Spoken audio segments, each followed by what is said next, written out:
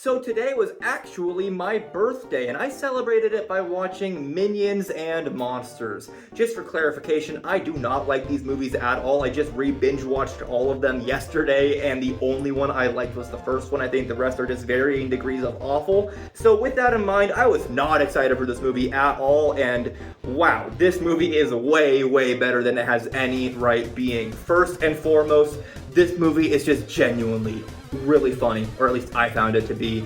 It literally made me laugh more than every other Despicable Me / Minions movie other than the first one combined. Beyond it being just a really funny movie, it's also a very touching love letter to the golden age of Hollywood and silent films.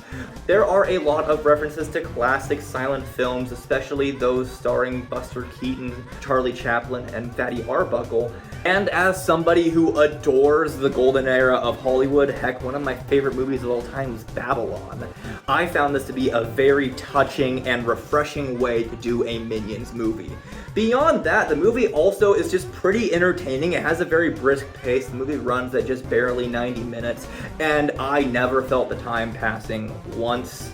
And I'm not sure how much of a positive as much as it isn't a negative, that this movie actually has a coherent plot with an A plot and a B plot that actually converge in the end like good movies do. Whereas in other Despicable Me and Minions movies after the first one, they have like 1,000 plot points that don't make any sense. This one actually has a plot with a very silly character arc and a good resolution. Like I alluded to, the plot isn't necessarily great, it's just coherent. It's still very basic standard kids movie stuff, and there are still a fair amount of jokes that don't land, that are very lowbrow Illumination fart joke, bodily fluids humor. But even all that aside, I still thoroughly enjoyed this movie. I think it's funny, it's entertaining, it actually has a coherent plot for once, and most of all, it is just an extremely touching love letter to silent film era of Hollywood.